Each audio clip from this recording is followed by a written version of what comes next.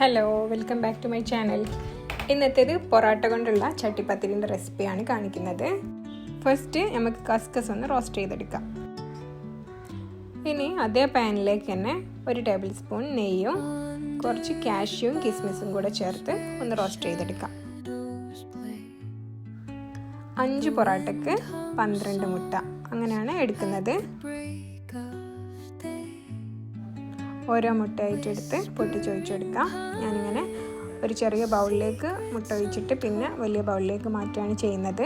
അങ്ങനെ ചെയ്യുന്നത് എന്താണെന്ന് വെച്ചാൽ, ഇതിൻ്റെ മുമ്പ് ഒരു തവണ ഞാനൊരു കേക്ക് ഉണ്ടാക്കിയപ്പോൾ എല്ലാ മുട്ടയും കൂടി ഒന്നിച്ചൊഴിച്ച് 4ാമത്തെ മുട്ട ചീത്ത മുട്ടയായിരുന്നു. അങ്ങനെ അത് മൊത്തം കളയേണ്ടി വന്ന്. അതിന് ശേഷം ഞാൻ ഓരോന്നോരോന്ന് ഇങ്ങനെ ഒഴിച്ച് കൊടുക്കലാണ് ചെയ്യൽ.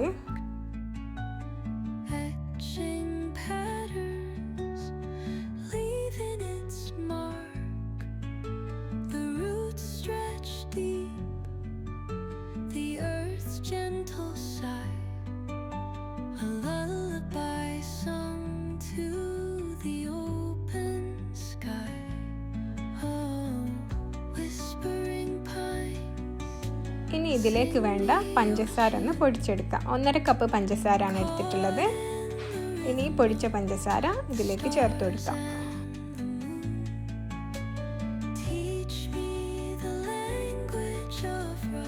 ഇത് 7 ഏലക്കായ പൊടിച്ചതാണ്. ഇനി ഇതും കൂടെ ചേർത്തിട്ട് നല്ലപോലെ ഒന്ന് മിക്സ് ചെയ്തെടുക്കാം.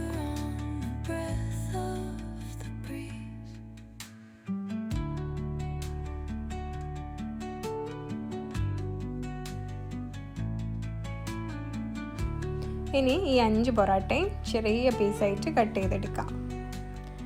കഴിഞ്ഞ ദിവസം ഞാനിട്ട വ്ലോഗിൽ ഒരുപാട് പേര് ഇതിൻ്റെ പൊറോട്ട ചട്ടിപ്പത്തിരിൻ്റെ റെസിപ്പി ചോദിച്ച്, അതുകൊണ്ടാണ് ഡീറ്റെയിൽ ആയിട്ട് കാണിക്കുന്നത്. ഇനി പീസാക്കിയ പൊറോട്ടയിലേക്ക് നേരത്തെ മിക്സ് ചെയ്ത് വെച്ച മുട്ടൻ്റെ മിക്സ് ഒരു 1/4 ഭാഗവും ഇതിലേക്ക് ഒഴിച്ചെടുക്കുക. എന്നിട്ട് നല്ലപോലെ മിക്സ് ചെയ്യുക. എൻ്റെ ചാനൽ ആദ്യമായിട്ട് ആരെങ്കിലും കാണുന്നുണ്ടെങ്കിൽ ഒന്ന് സബ്സ്ക്രൈബ് ചെയ്യണേ.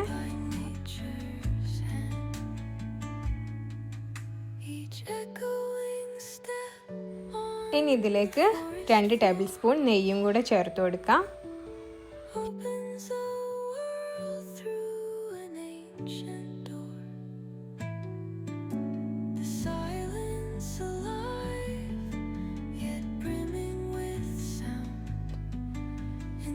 നേരത്തെ റോസ്റ്റ് ചെയ്ത് വെച്ച കാഷ്യൂവും കിസ്മിസും കൂടെ ചേർത്ത് ഒന്ന് നന്നായിട്ട് മിക്സ് ചെയ്തെടുക്കാം.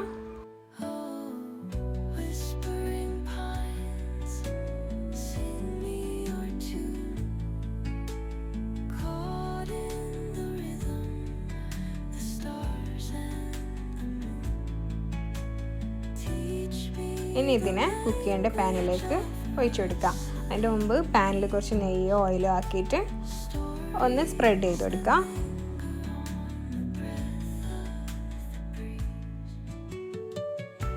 ഇനി പൊറോട്ട മിക്സിനെ അതിലേക്ക് ഒഴിച്ചു കൊടുക്കാം.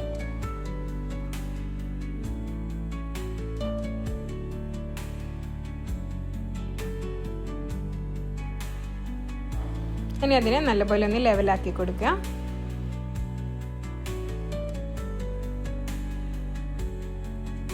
ഗ്യാസ് സ്റ്റോപ്പിൽ വെച്ച് ഒന്ന് ചൂടായതിനു ശേഷം 1 മിനിറ്റ് വെച്ചാൽ മതി. ചൂടായതിനു ശേഷം മുട്ടൻ്റെ ബാക്കിയുള്ള ബാറ്റർ സൈഡിലൂടെ ഒഴിച്ചു കൊടുക്കുക.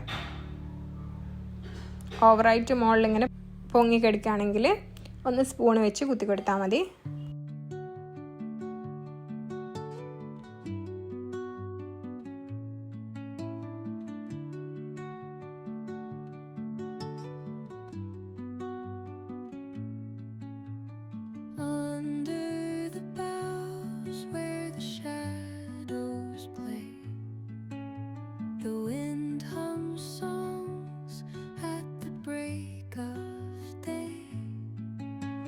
ഒന്ന് ചൂടായതിനു ശേഷം കാഷ്യൂവും കിസ്മിസും കസ്കസും കൂടെ ചേർത്ത് കൊടുക്കാം.